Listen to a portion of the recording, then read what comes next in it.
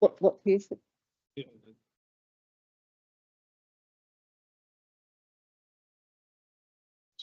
Yeah, I think that, the alternative seems to be to pause the meeting, suspend standing orders while we get a track changes produced for us.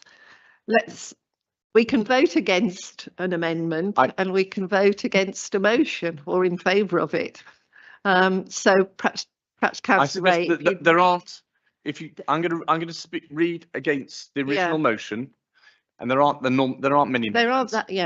We understand that. So, and I will identify where there's a change. Right. Okay. So this council notes with concern that the proposed changes to inheritance tax announced by the Labour government in the recent autumn budget would reduce agricultural property relief. So there's not scrap. APR has been instrumental in allowing British family farms to remain intact across generations, supporting food security, sustaining rural communities and aiding environmental stewardship. No change there. There's no change in the next paragraph. There's no change in the following paragraph, which begins, this council believes. There's no change in the next paragraph, the next section, which is headed food security. The next section, rural community stability, that does change. Family farms are the foundation of rural Britain, contributing to local jobs, schools and essential services. The proposed tax change risks eroding the rural way of life and causing a negative ripple effect across the countryside. So it's not reduction, it's change. Change, correct. And that's So shall I just read that bit again? Yes, please. Okay, so rural community stability. Family farms are the foundations of rural Britain, contributing to local jobs, schools and essential services, full stop. This proposed change, tax change, eroding the rural way of life, risks eroding the rural way of life and causing a negative ripple across the countryside. The next section, no change. That's the section headed environmental stewardship. When we come to the resolution, the council resolves, the first one is deleted, oppose the government's change to inheritance tax affecting family farms. That's something this council has no power over. And then at the end, this council urges all councillors to stand with Britain's family farms to support our rural communities. Full stop. It stops there. The rest of the language, again, is something that this council does not have any power over. Okay. That's the best we can do. So that's the amendment. Does that need to be seconded? Yeah. Is there a seconder for that amendment? Yes, Councillor Benyon. Right. Yes. Now, I was led to believe earlier that the movers of the motion were happy to accept the amendment. So with the thoughts on the amount of time we've got available, I would suggest I make my substantive comments to the motion now rather than coming back later. Right. Yes. Sorry. I realise we still have to vote on the amendment, but I think it would be useful to actually have the substantive debate. So I'm sorry to stop you. Just we're in the process of moving them, so this will become the substantive motion if we would vote on this. Do we vote on it? But they're accepting it, but we still have to vote.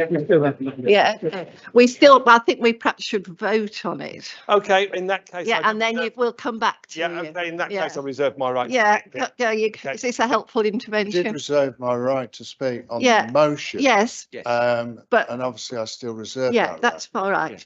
But it may be amended. But then you can.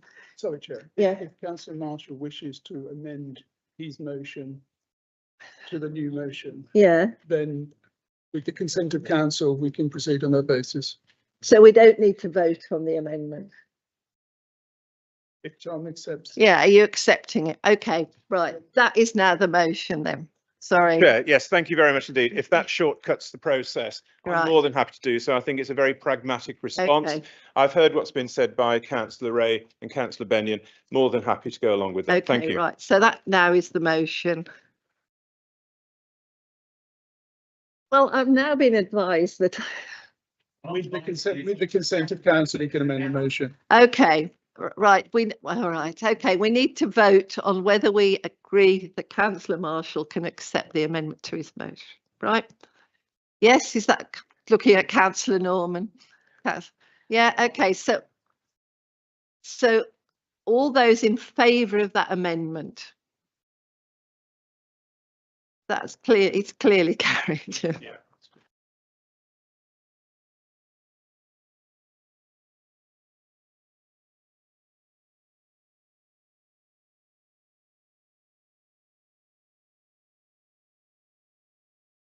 Yeah, okay. And then, So that becomes a substantial. I don't know, do you want to take votes against? No, it's. No. All right. So that is now that amendment is carried. Councillor Marshall has accepted it. Sorry about the confusion. And now we can debate the motion as amended. And I think Councillor Bennion probably has the right to speak. And Okay. is there a limit on this?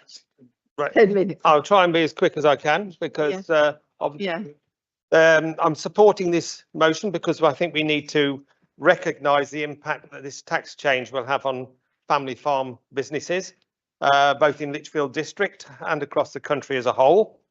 Now, it's my view that the government has been bamboozled by statistics in its setting of the £1 million threshold for inheritance tax on farm businesses. Now, around half of UK farms are actually, farms in inverted commas that is, are actually houses with a bit of land attached, generally owned by wealthy individuals or sometimes just the income rich if they don't have an awful lot of capital. This, of course, skews the statistics. Some countries call these lifestyle plots, but here they have actually got holding numbers and therefore appear in the farm statistics. Some of these are only 4 or 5 acres with a large rural house attached. Now, I think this is the reason why the government have got the statistics wrong, and the Institute of Fiscal Studies have also got the statistics wrong, because they're including as farms an equal number of holdings which are not actually working farms. There's also small holdings which are occupied by part-time farmers who either have another income or are retired, and these also skew the statistics. So the threshold as set by government will indeed exempt these part-time holdings or these lifestyle plots from the inheritance tax, because they generally come in under the £1 million. A full-time family farm typically has capital involved somewhere between £3 million and £15 million. So this is why the NFU is saying that at least 75% of working commercial farms will be affected by this change. I'm just explaining why the statistics are wrong. Now, I should also remind councillors, and I'm not letting the previous government off, that our previous government has not helped farm incomes with its bungled changes to farm payments and damaging trade deals. So the starting point we have is that the farming industry is already in a crisis. Now, statistics from the NFU suggest that the average sized full-time farm will have a rough income of about £30,000 to £35,000, but face an inheritance tax bill of £530,000. This is roughly the same as my own farm, which is combinable crops. So we have a slightly lower income, around about 30,000. But I've worked out my inheritance tax bill on my demise would be 600,000. Now, the income even that I've calculated is before the changes in our subsidy payments, which means that the actual income going forward is roughly probably £20,000. So you consider that my heirs take on the farm with a £600,000 bill and a £20,000 income. That means that the whole concept of the family farm becomes a non-viable option.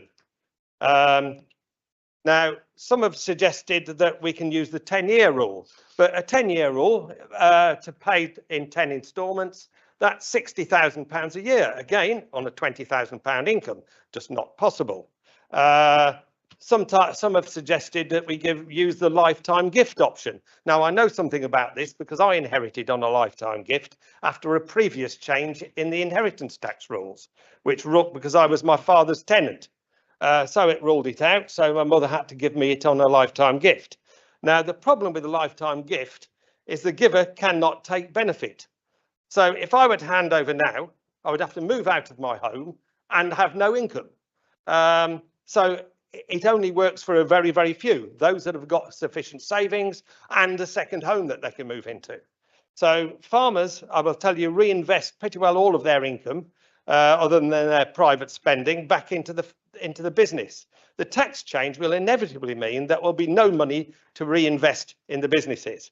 The final point I would like to make has been passed over entirely in the national debate because there are some institutions and entities that don't pay inheritance tax.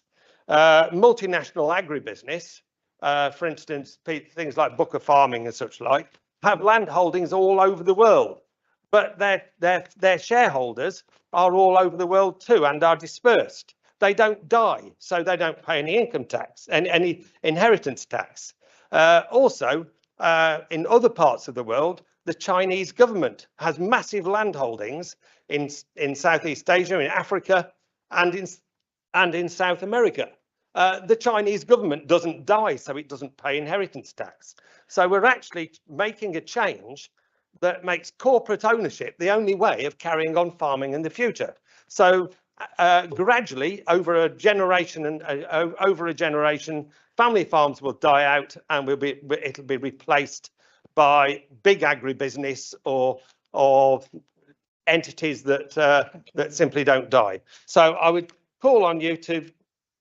I call on the government to revisit the decision because I don't think the consequences were thought through, and the very survival of family farms depends on it. So I just hope you'll support the motion. Thank you. I'm conscious it's 15 minutes from suspending standing orders to carry on business.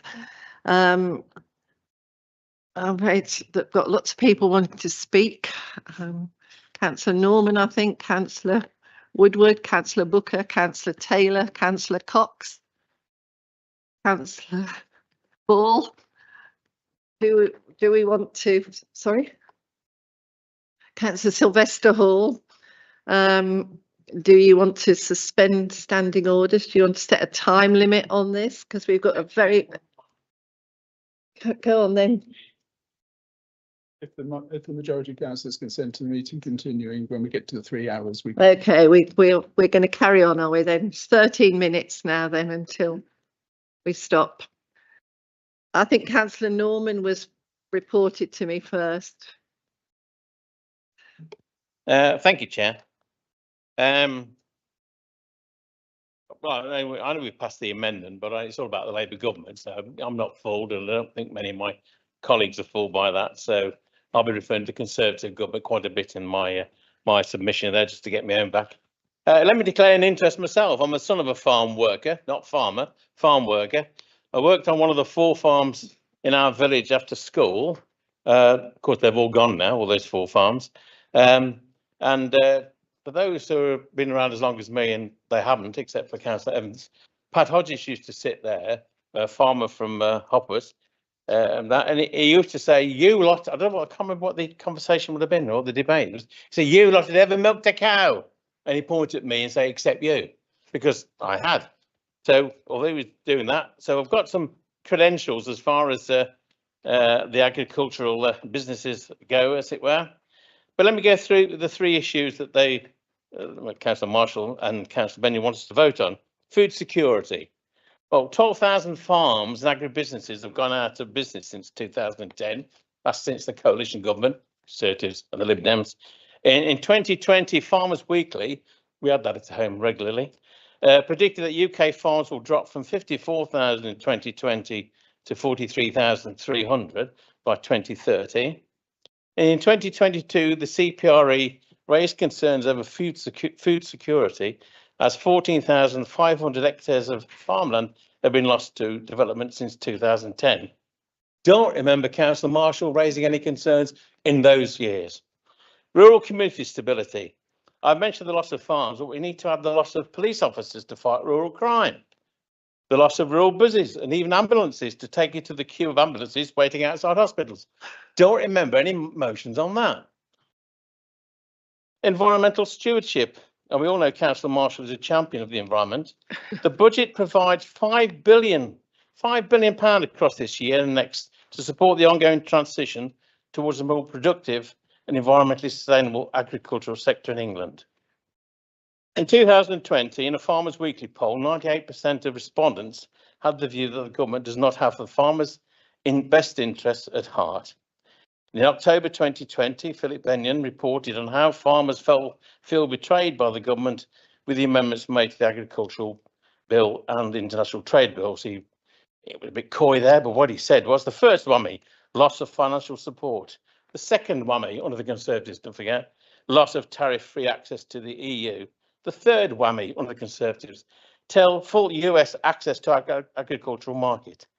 He and other farmers demonstrated outside Parliament, although they weren't joined by Councillor Marshall or anybody else in this chamber, as far as I can see, from the Conservative group. On inheritance tax specifically, I recommend the Institute of Fiscal Studies report on this last year, 2023, and on the current proposals earlier this year. If this was a cabinet proposal, then the Scrutiny Committee could look at the facts impartially. And I fully expect the Treasury Select Committee to do just that.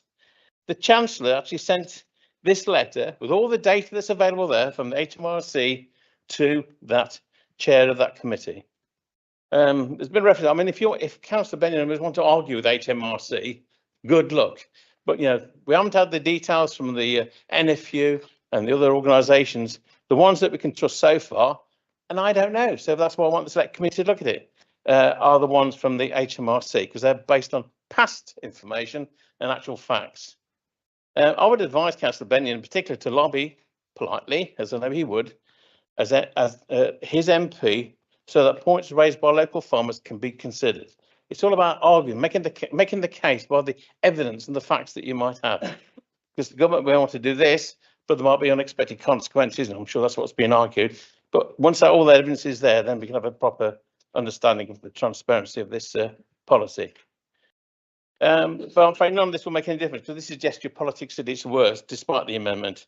As long as serving male councillor here, I'm disappointed in this council. That is to say, the Conservative group, aided by their colleagues from the 2010-15 coalition, is going down this petty political party path for the first time in my experience.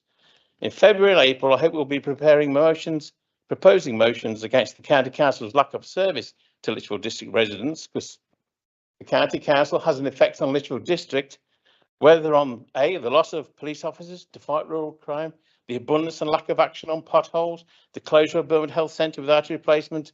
There's many other examples, but if you can start this game, I'm happy to play it. And I'll be voting against this motion. Thank you very much. Councillor Booker next. Thank you, Chair. I've just listened as people talked about calling on government, the national debate. I think the Chinese government even came into it at one point. I'd like to remind the councillors in this chamber that we work for Lichfield District. In here, I see reference to the 70,000 family farms. 70,000 family farms in Lichfield District? No, we work for Lichfield District. It says 70% of the UK's land. How much of Lichfield District land? We are Lichfield District councillors. We are not the government, and we're certainly not national and international. We vote on issues that affect our residents. And when you stand there and you say many of our farms, how many? Be specific. The majority. this is not tight enough to represent the residents that we support. It is cheap and political. And when you are specific about the residents we support with specific data, maybe then we can take it seriously. Councillor Ball. Thank you, Chair. I think Councillor Booker and Councillor Norman have made most of the points I want to make. So I'll just briefly say the last time we had a Conservative Lib Dem coalition, which we seem to have today on this motion, look at the disaster the country faced with years and years of austerity and pain. And, you know, we can't trust the figures either, because I think, you know, Councillor Norman's right. HMRC figures and the DEFRA figures are probably correct. The National Farmers Union have been asked several times to come back with the details behind the figures. They've not done that. So I don't think we can trust those figures. But I think the real problem here is that we got a coalition of disaster here between the Lib Dems and the Conservatives, which risks bringing disrepute to this council, because we wanted to be collegiate, we wanted to work together, but as Councillor Norman said, wait to the February and future meetings when we can bring motions that others may not be happy about, but we will have the debate here to make real changes for this district.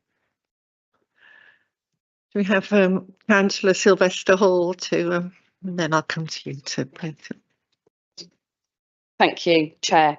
I represent Hammer-Wychwood Wall, and the last time I looked, there was an awful lot of farming communities in there.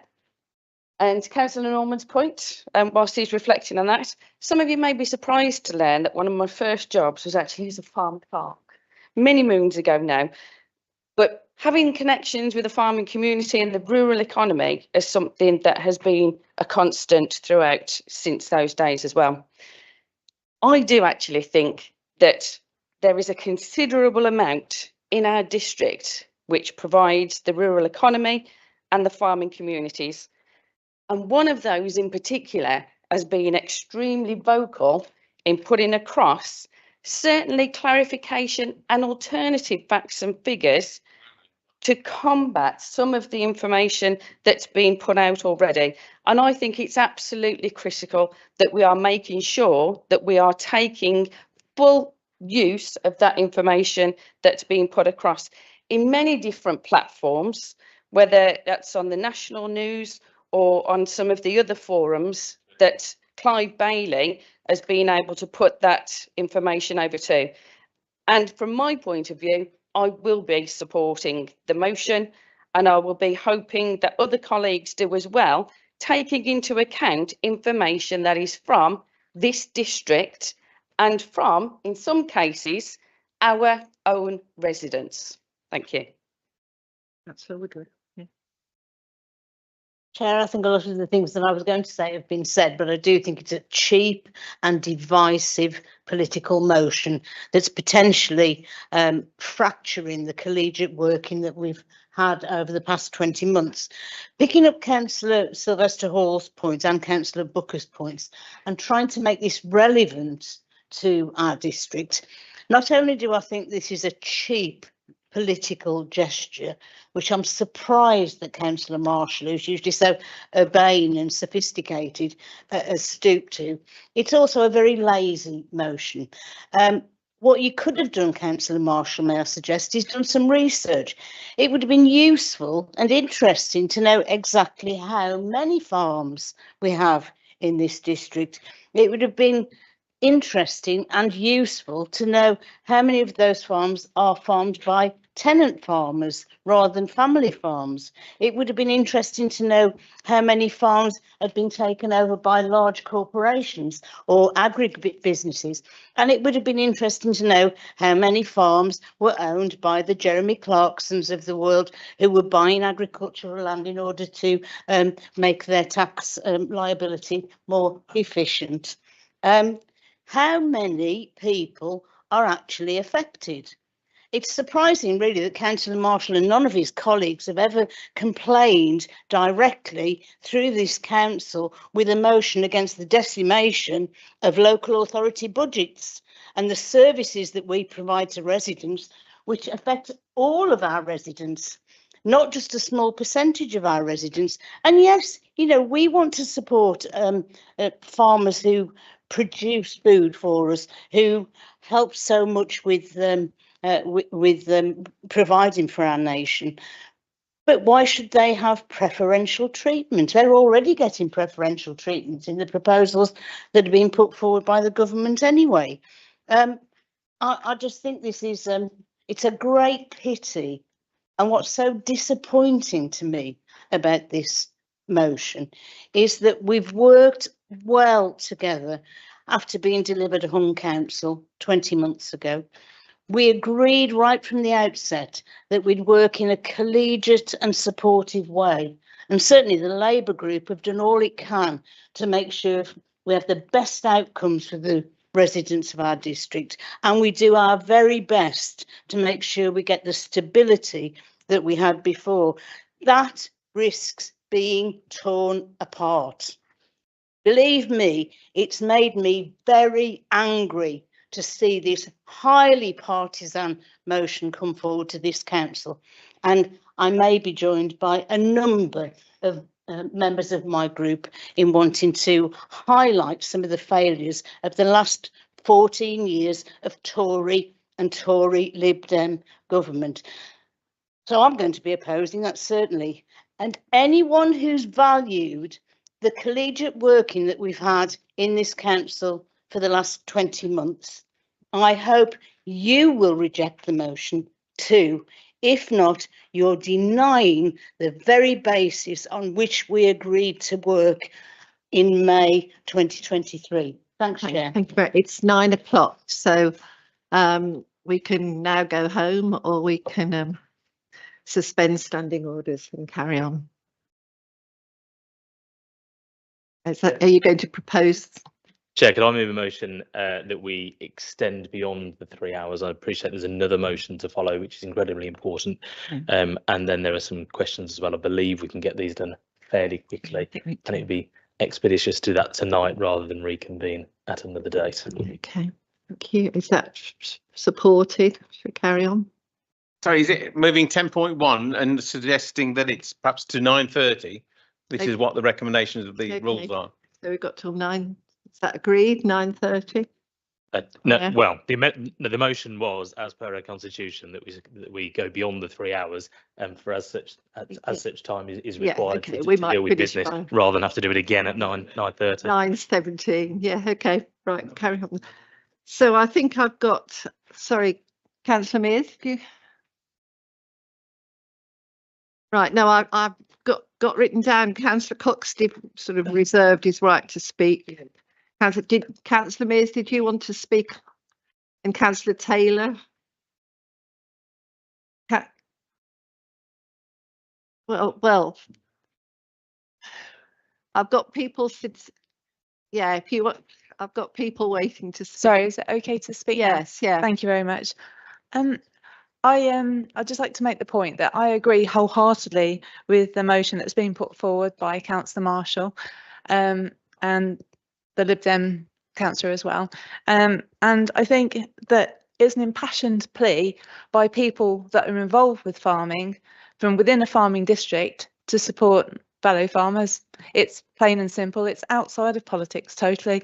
And to make it into a political battlefield just seems nonsensical. So thank you. Okay, right. So who else? No, well, Councillor Woodward saying proposing we proceed to a vote. Yeah. Yeah, okay. Is that Councillor Cox? Is that all right with you? I think in quote of time. Sorry? Because of time. Yeah, okay, right. So if we then let Councillor Marshall speak briefly. Thank you very much, Chair. I'm very grateful for all the comments made, those positive and negative as well. Can I just say that on the 10th of November, I was so vexed by the budget and the effect on farmers, and the number of farmers I've spoken to in the week after the budget. And if I said they were devastated, that's not a strong enough word. Some of them, believe it or not, were talking about elderly farmers wondering whether they could possibly curtail their lives before the 6th of April, 2026 so as not to incur the extra tax. Now, that is horrendous. That is the effect it's had on the rural communities. Spoke to a farmer with 1,000 acres, and he said to me that he'd totally lost interest in going out onto the farm every morning. Now, that is not sustainable. We are wrecking the farming industry in this country. And as for not being an environmentalist, can I just remind people, you probably don't even know this. In 1982, I joined the WWF locally, and for 20 years, I was the chairman of the supporters group of WWF. I still donate to them, and I've donated to the RSPB for the last 30 years as well. Okay. I am an impassioned environmentalist. Please don't think that I'm not. I care for the community, the environmental integrity of this country. So please don't suggest that I'm not an environmentalist. I am. So I've spoken to lots of demoralised farmers. For those of you who don't mix with the farming community, you can't ever understand what this means to them.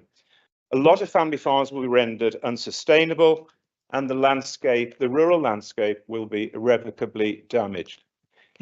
I do beg you, members, to support this motion. Thank you. Okay, thank you. We'll move to a vote then. All those in favour of this motion?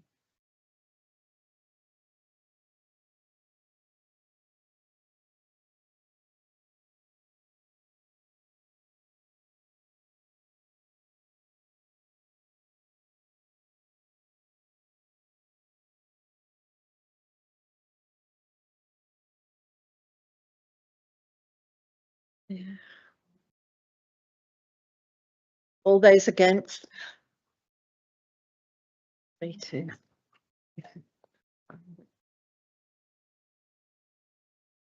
Yeah, me, I'm against, yeah. So, right, thank you. That passed by 26 support. Any abstentions?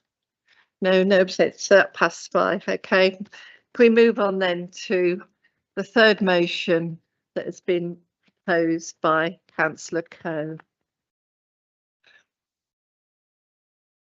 Thank you, Chair. I'll try and be as quick as I can without losing the real importance of this message. So I'd like to present this motion to address violence against women and girls, which is really important to me. Many of you will know that I've spent 35 years of my working life as Chief Executive of a charity that works in Lichfield and Tamworth, supporting victims of domestic and sexual abuse.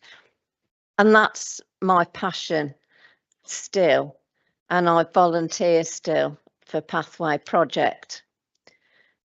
The other reason is because I'm a survivor of domestic abuse.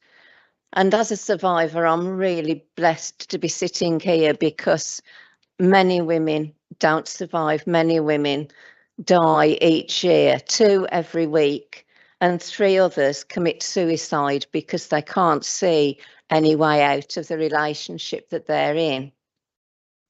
In 1988, I left a violent and addicted husband at 11 o'clock at night with my 3 children, who just had a carrier bag each with their night clothes in, and we went to a friend's house. We had to fight our way through the door to get out, and we managed to get into the car, and we just made a dash for it.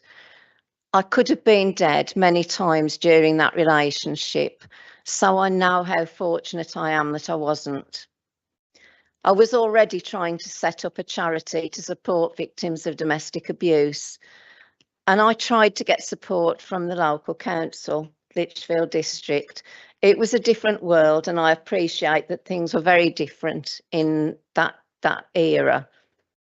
But when I was talking to different councillors and asking for support, I was told and sort of patted on the head in a patronising way, told to go home and forget about it because there wasn't any domestic abuse in Lichfield, and we didn't want to bring those sort of people into our area. And I didn't know anything about it, so how would I ever be able to manage to do it? It was far too big. Thousands of women, and more recently men as well, are really glad that I didn't stop fighting for that. because there are people in Lichfield district today whose lives have depended on being able to seek support from Pathway. When I left, I came to the council to seek help as a homeless person. I was interviewed by a female who we became friends after working together for some time. But she told me to go home, and when I was hit again, I could get an injunction. I sat there thinking I might be dead next time. So is there domestic and sexual abuse in Lichfield? Of course there is. My daughter was telling me yesterday about her friend who is a teacher. They work together in a school, who went out at the weekend and was meeting some friends in a pub. As she walked towards the pub, a man lunged at her and groped her between the legs around her vagina and brushed his hand up her body, groping her breast as he went, stroked her face and then laughed and walked off. She carried on to the pub because it was nearer than going back to her car, but she was really shaken. And she was telling her friends about it when who should walk into the pub but this very same man with a group of his friends. I don't know whether she was brave or whether it was a bit reckless, but she went over to them and she looked him in the eye and said, "Do you want to tell them what you've just done, or shall I?" And he just laughed at her and said, "Oh, go ahead." So she looked at these other men and said, "Have you got daughters?" And a couple of them nodded. And she told them what had happened and said, "How would you feel if that was your daughter?" Why did she not report it to the police? I have to say that the rate of convictions is appalling in this country with rape and sexual assault. If the CPS approve it, and that doesn't always happen, it can take up to 5 years to reach court. And then there's a less than 2% chance of a successful conviction in rape trials. It's not worth reporting. That's the way that a lot of people feel. Even people who've worked for Pathway as sexual abuse advisors have said, actually, I'll support people with whichever choice they make. But if I was raped, I wouldn't report it. They know the pain of waiting all that time and not being able to seek even for counselling. Domestic abuse happens in this area. I remember well a case where a woman was separated from a partner. She was in bed asleep and she woke up to the sound of her house being broken into. Knowing who it was likely to be, she rang the police. They sent a single lone female and she arrested this man who was trying to break in. It was the ex-partner, and he had a murder kit in his car. A tarpaulin, ropes, stuff to stick over a face so that she couldn't scream, knives and a cleaning kit. He'd got everything he needed to commit a murder. That happened in our district. I could tell you a lot of stories, but we don't have time because we've already gone over. So, if you ever want to hear from me, please come and talk to me about it, because I could tell you some real horror stories. We get over 5,000 calls a year. So there is domestic abuse in Lichfield, I'm sorry to say. And the statistics say that 1 in 10 homes in this district have someone suffering domestic abuse now as we speak. It's time to make changes. The White Ribbon campaign seeks for men to step up, to call other men out, to be supportive of the steps that need to be taken to support women and girls. We need this to stop, and it can only stop if people support us in what we're doing.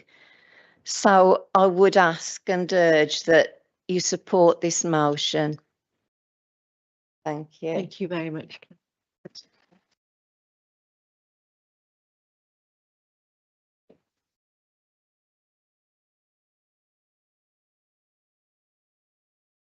Is the motion seconded?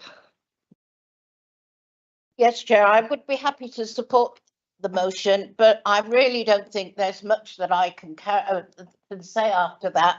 It's a very emotive talk that we've heard from Kathy, and you could tell that it's right from the bottom of her heart. So I am quite prepared to reserve my right to speak, but I really think in the circumstances that there may well not be a need to do that. Okay. Sorry, Councillor Benyon, and then I'll come to Councillor. Yeah.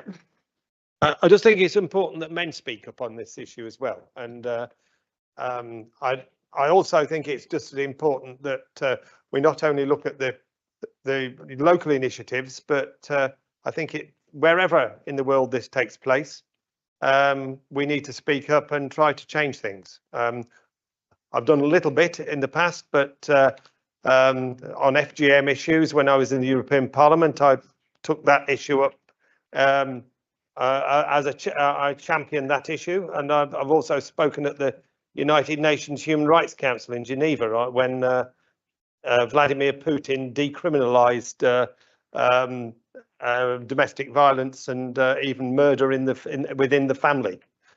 So this is something that I think men really need to take up, and I urge you all to support this motion and support the local initiative as well as international and national ones.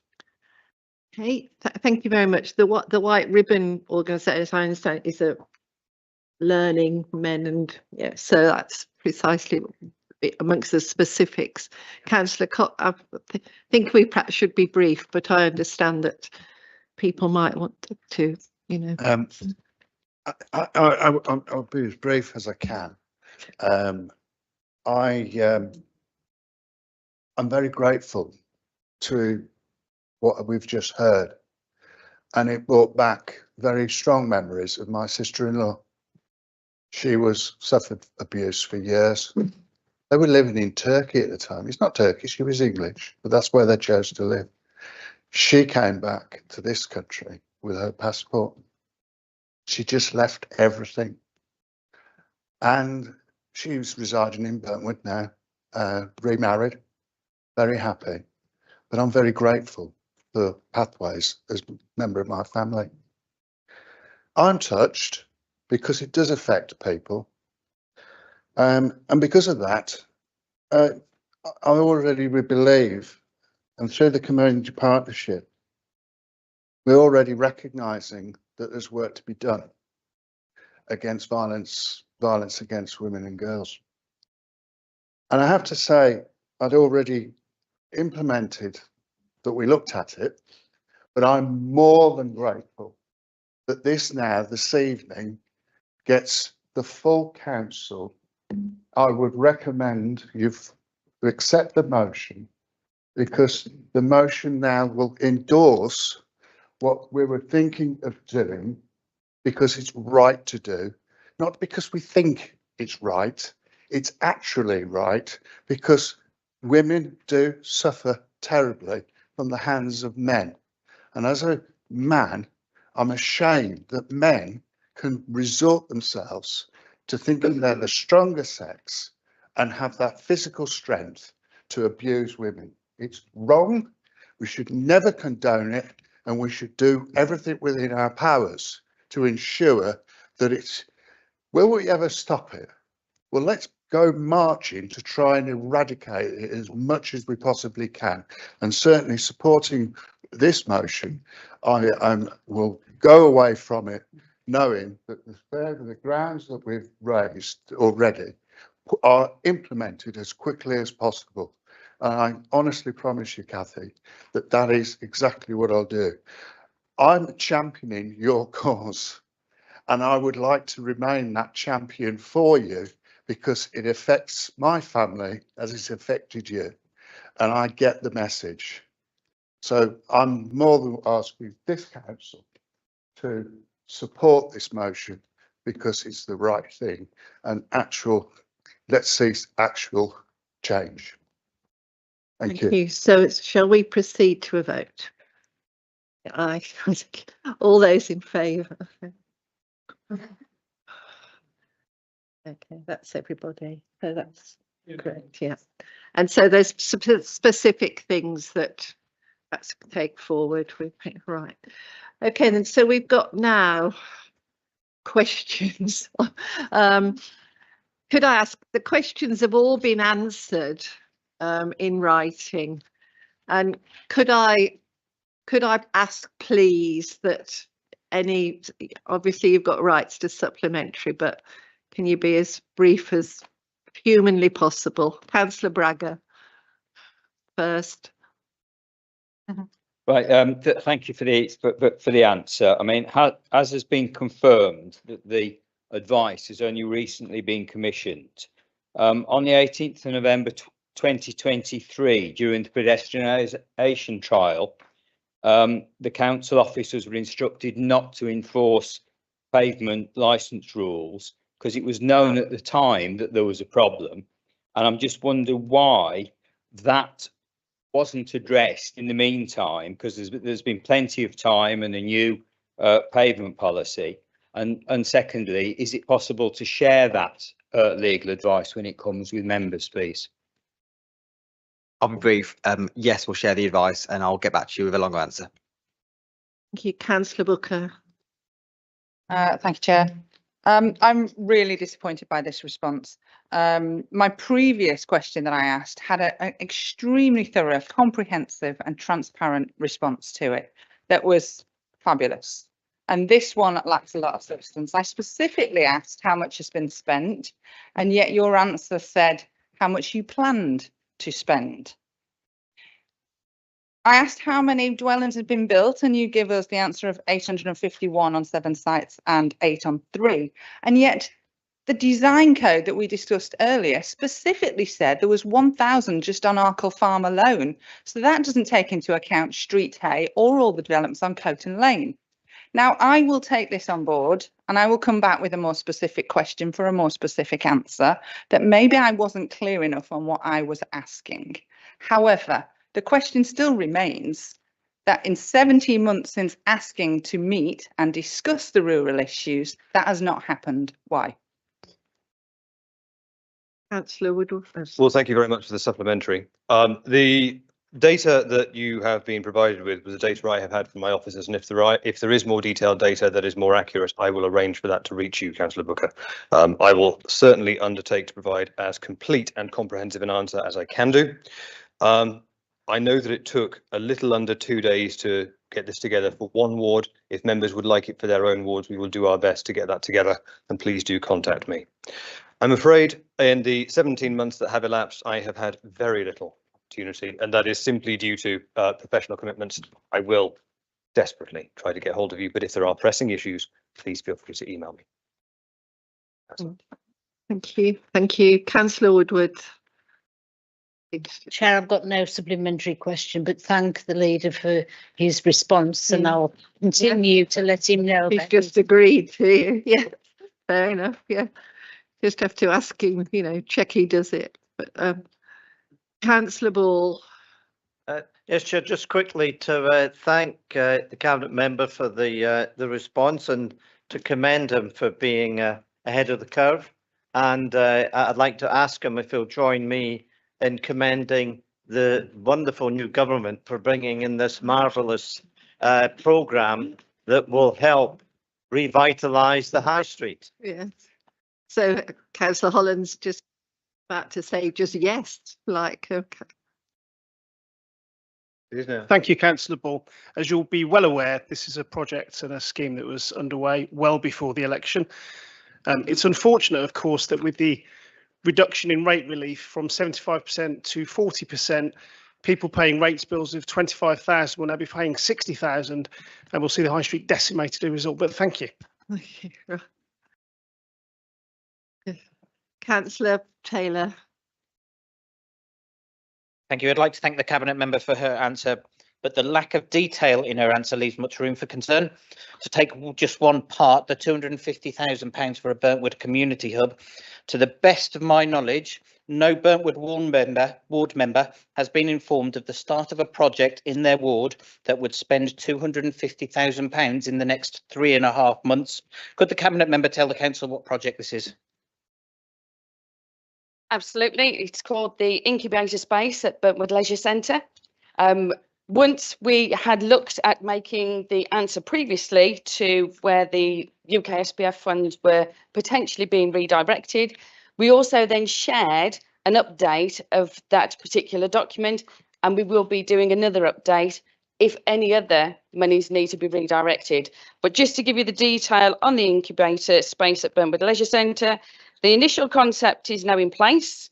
Meeting with the architects is on site this week to finalise plans before the Christmas break. Goes out to tender in January and works underway in February. The tender stipulates a completion by the end of March, and notwithstanding any site issues that may pose a risk to that completion date, officers are giving absolute assurances that the monies will be spent by the March deadline, which is what the question was originally looking for, and that those reports will still be circulated, and any other changes and redirection of funds to ensure that all of the UK SPF funding is spent. Thank you. Thank you. Right, we come then to item 18, exclusion of public and press. So we now come to a confidential item of business which requires me to read out the following: that as publicity would be prejudicial to the public interest by reason of the confidential nature of the business to be transacted,